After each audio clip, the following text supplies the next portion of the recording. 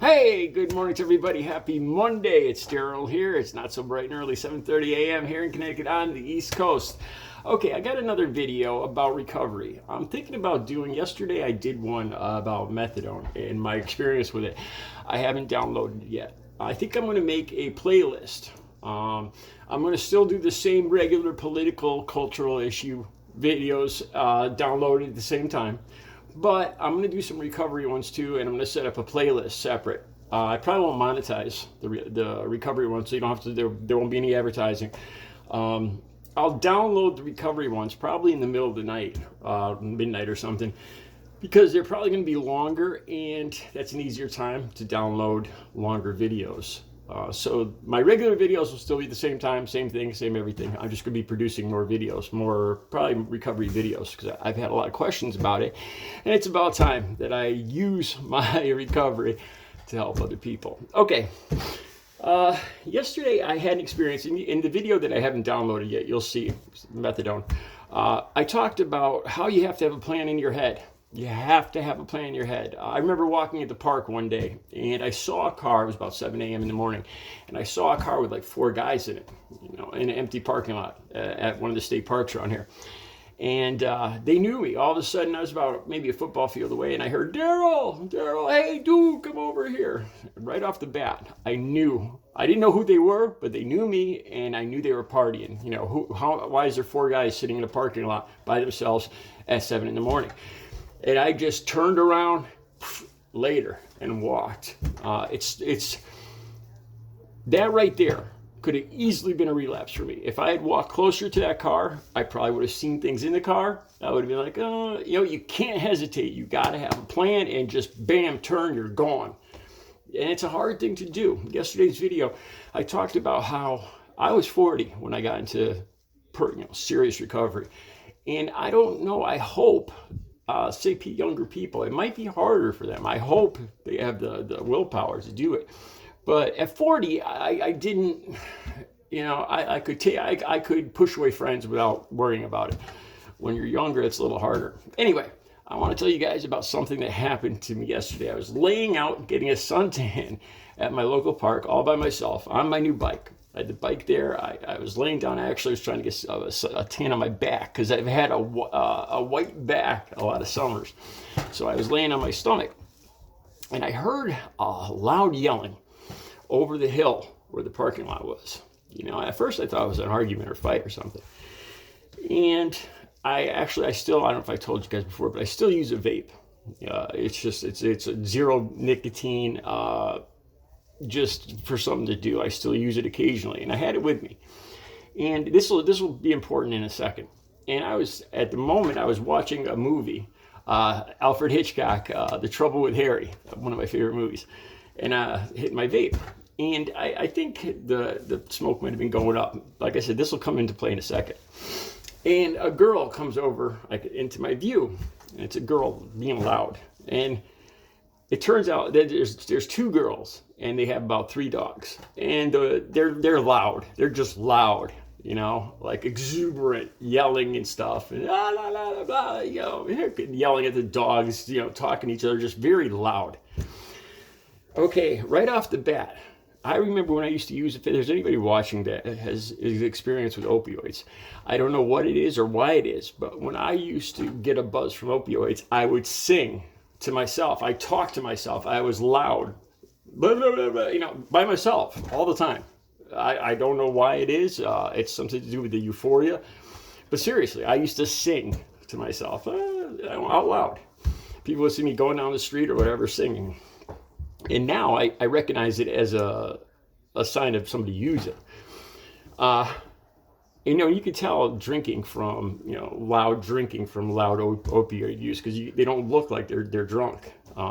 Okay, so they get closer, and I'm like, please don't come over here. Please don't come over here. And they get within, I don't know, maybe about 20 feet. And I hear the girl say to me, don't worry about the dogs. They're friendly. I was like, oh, crap. And the dogs start coming over. And she goes, they're 2 pretty girls, very nice.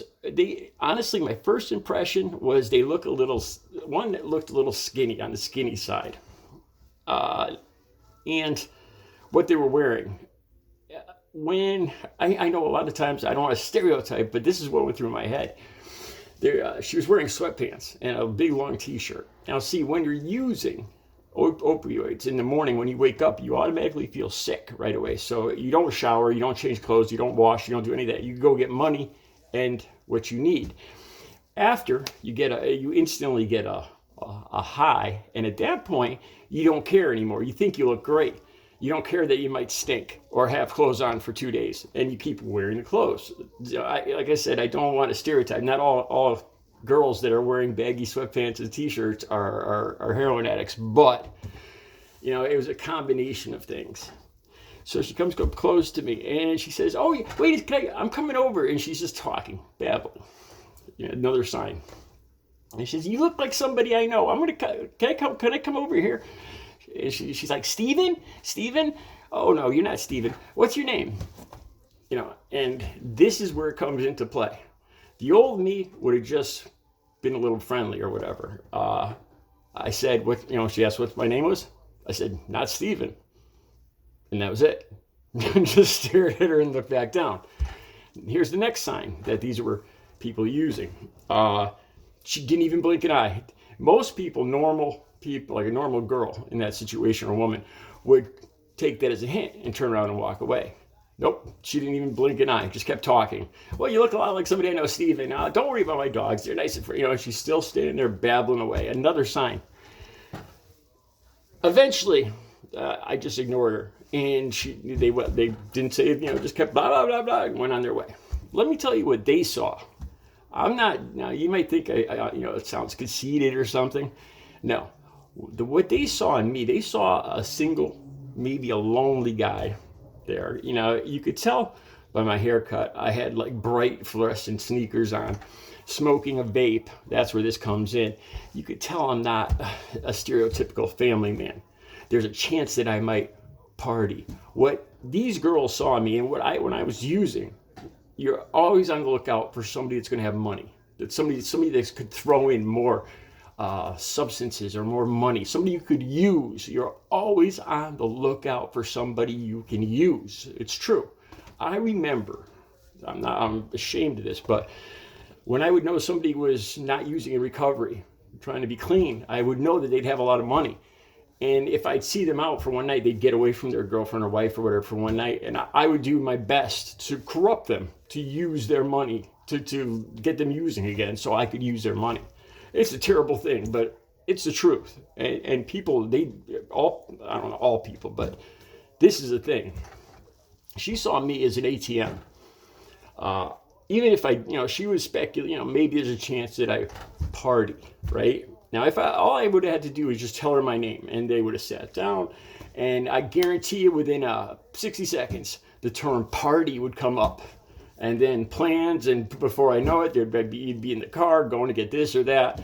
That's how it happens, So being rude, if I'd been standing up, I would have walked away. But I was laying on my stomach, without my no shirt on, sprawled out on a towel. It was hard to, beat feet out of there. So I had to be rude. She saw me as an ATM, and even if I didn't use, that would be fine, because there's still women know that guys will do anything just for the hopes of being intimate with somebody.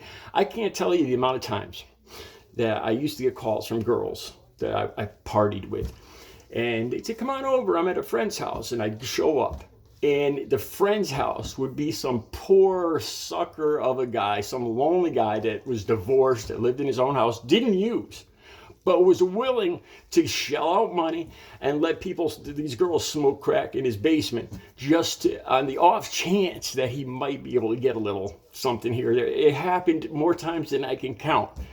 And women like this know that. So it wouldn't matter if I used or didn't use. That's what they were going for, especially the fact that I was rude.